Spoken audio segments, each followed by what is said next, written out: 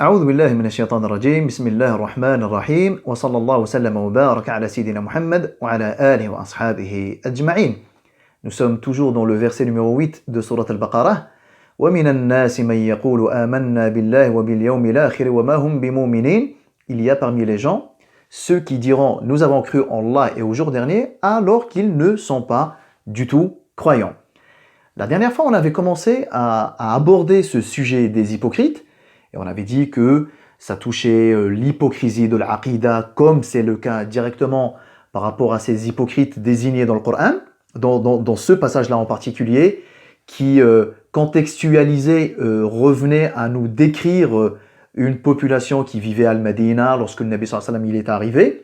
Et on avait également dit que l'hypocrisie, le principe du double jeu, le principe d'être pas très clair et de montrer autre chose que ce qu'il y a à l'intérieur, pouvait toucher des choses de la vie de tous les jours, des choses comportementales et pas forcément des choses dogmatiques comme le parler, comme les relations sociales, la trahison du dépôt, le non-respect des promesses, etc., etc.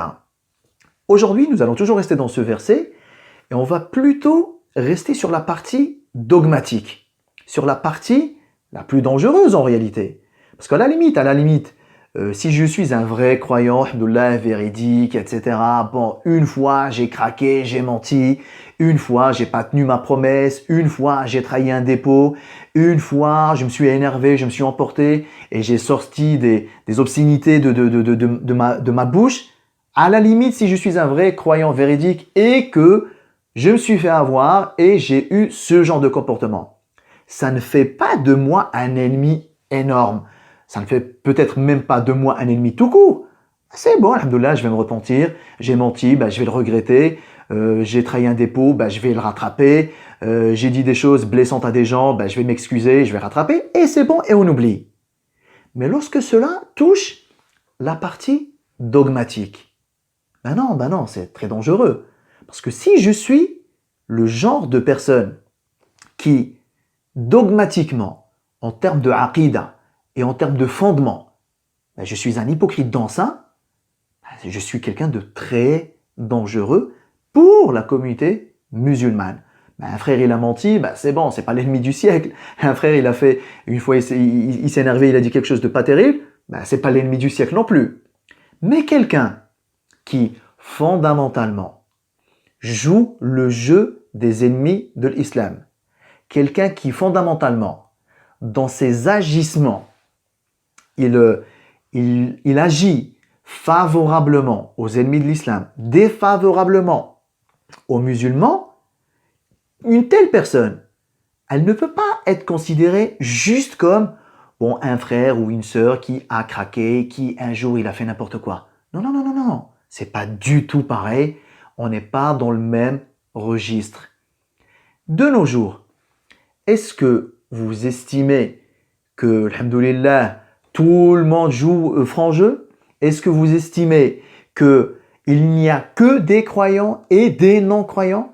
Et que, alhamdoulilah, au sein de la communauté musulmane, ou en tout cas les personnes qui se revendiquent de la communauté musulmane, des personnes qui font valoir leur appartenance à la communauté musulmane, des personnes qui disent clairement, oui, moi je suis musulman, etc. Est-ce que dans cette catégorie-là, tout le monde est clair? Est-ce que dans cette catégorie-là, tout le monde aime l'islam, aime Allah, aime Nabi sallallahu alayhi wa sallam, aime les musulmans? Est-ce que tout le monde œuvre pour la communauté musulmane?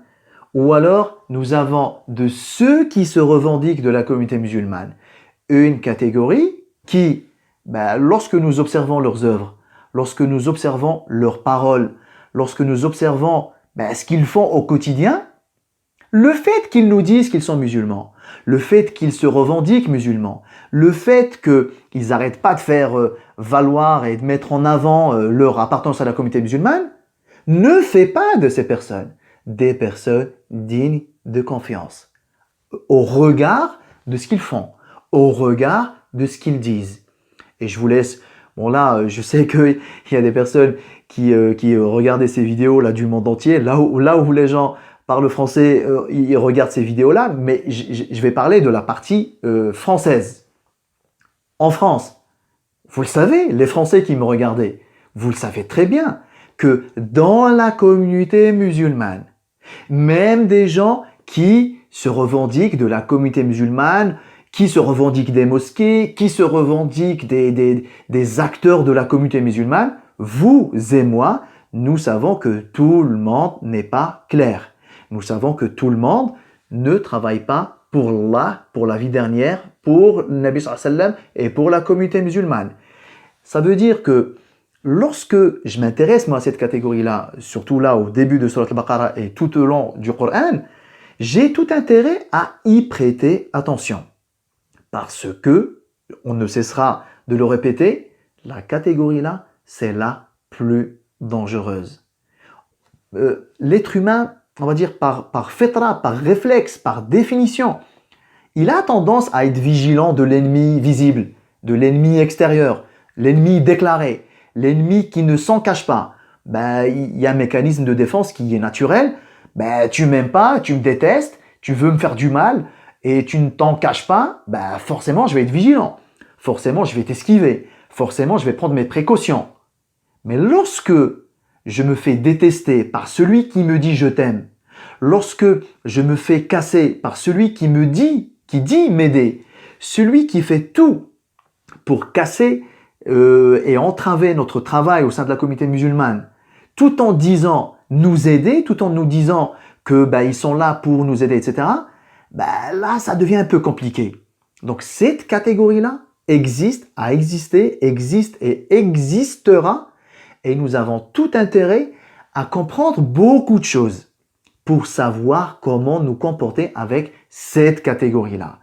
Nous avons d'abord besoin de comprendre qui sont ces gens réellement, quelles sont leurs motivations et quelle est la différence. Pourquoi ces gens-là n'ont pas joué le jeu des ennemis déclarés? Pourquoi les hypocrites n'ont pas eu ce que je qualifierais de peut-être courage de dire les choses clairement? Pourquoi ils sont entre les deux? Et Allah subhanahu wa ta'ala les a qualifiés plus loin dans Surat An-Nisa, mudhabdhabin. Ils oscillent. La ilaha haoula wa la ilaha haoula. Ils ne sont ni là ni là. Ils ne sont ni avec eux ni avec eux. Allah Ta'ala, qu'est-ce qu'il nous dit à leur sujet? Dans plusieurs versets. In kana lakum fathun min Allahi, qalu alam nakum ma'akum. Lorsque Allah subhanahu wa ta'ala, il fait triompher les musulmans, ils disent les gars, ne nous oubliez pas, nous n'étions pas avec vous. Wa in kana lil kafirina nasibun qalu alam nastahwidh alaykum wa namna'kum min al-mu'minin. Et lorsque Allah subhanahu wa ta'ala, par sa sagesse, des fois c'est ci, des fois c'est ça, lorsque Allah subhanahu wa ta'ala accorde un avantage aux non-croyants, là pour le coup, qu'est-ce qu'ils disent aux non-croyants? Les gars, ne nous oubliez pas, souvenez-vous, on était là et on vous avait aidé contre les croyants. Donc on a besoin de comprendre ces mécanismes. Et on a besoin de comprendre ses motivations et on a besoin de comprendre les caractéristiques pour pouvoir savoir deux choses principales. Premièrement, comment cohabiter avec cette catégorie-là? Parce que vous allez voir, c'est pas si évident que ça. Cohabiter avec cette population-là n'est pas évident. Et si on ne fait pas attention et si on n'a pas une certaine maîtrise de ce sujet-là, on risque de le premier sur lequel on aura un doute, lui c'est plus un musulman.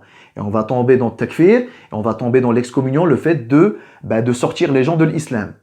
Jusqu'au bout, le Nabi sallallahu alayhi wa sallam a refusé de mettre sur la place publique les hypocrites, nominativement. Lui c'est un hypocrite, alors que lui il les connaissait. Il savait qui était hypocrite. Donc comprenez par là. Pour le Nabi sallallahu alayhi wa sallam, les gens-là étaient des non-croyants parce que Allah Ta'ala l'en a informé. Ça veut dire le Nabi sallallahu alayhi wa sallam, tout en sachant que les gens-là sont de vrais non-croyants, c'est juste qu'ils montrent l'islam, il a quand même continué à les considérer comme des musulmans. Jusqu'à preuve manifeste du contraire. Et l'hypocrite, par définition, il montre pas son coffre. Donc on a besoin de comprendre le phénomène-là pour savoir cohabiter avec eux sans tomber dans l'extrême qui consiste à les sortir de l'islam Parce que le fait de les excommunier, eh ben, ça a des conséquences extrêmement graves. La deuxième chose pour laquelle il est intéressant pour nous de maîtriser ce sujet-là des hypocrites, c'est pour savoir comment nous en préserver. Parce que le fait de les considérer toujours comme des musulmans jusqu'à preuve du contraire, ça ne veut pas dire ben, ce sont nos amis, on va se faire les meilleurs plans du monde, je t'aime, etc. On va faire les 400 plans ensemble. Hein. On n'est pas forcément les meilleurs amis du monde. Ce n'est pas parce que je continue à te considérer comme un musulman que je suis ton meilleur ami. Mais ce n'est pas parce que je ne suis pas ton meilleur ami que je ne vais plus te considérer comme musulman. Donc il y a cet équilibre-là, ce qui rend la tâche un peu compliquée, je l'avoue. Le Nabi sallallahu alayhi wa sallam a excellemment réussi cet exercice-là. Sahaba eux-mêmes, le plus souvent, ils étaient largués. Ya Rasulallah, pourquoi tu te comportes de cette manière-là avec eux? Laisse-nous leur trancher la tête, laisse-nous ci, laisse-nous ça. On a mille et une narrations dans lesquelles Sahaba ils se sont vraiment emportés. Sayyidina Omar plusieurs fois, il disait au prophète sallallahu alayhi wa sallam, Ya Rasulallah, laisse-moi arracher la tête à cet hypocrite, etc., etc., etc. Et à chaque fois, le comportement du prophète sallallahu alayhi wa sallam a été exemplaire. Non, on va pas le faire. Ils diront, Inna Muhammadan yaqtulu ashabah. Les gens ils diront que Muhammad il est en train d'éliminer ses compagnons. Parce que de l'extérieur, bah, ça reste des sahaba. Et on va attendre les épreuves, et on va attendre certains événements, et on va attendre avec le temps. De toute façon, l'hypocrite, il ne peut pas durer dans le temps. Donc c'est ça aussi, c'est quelque chose qu'on apprend, alhamdoulilah.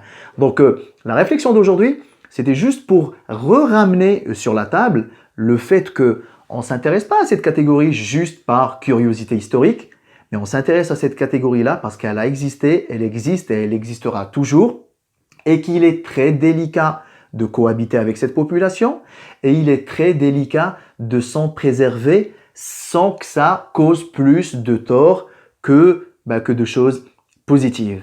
Wallahu ta'ala a'lam. وصلى الله وسلم وبارك على سيدنا محمد وعلى آله وأصحابه أجمعين والسلام عليكم ورحمة الله تعالى وبركاته. Vous avez aimé cette vidéo? Laissez-moi un pouce bleu, pensez à vous abonner à la chaîne et n'oubliez pas d'activer les notifications pour être tenu au courant de nos prochaines vidéos. Merci.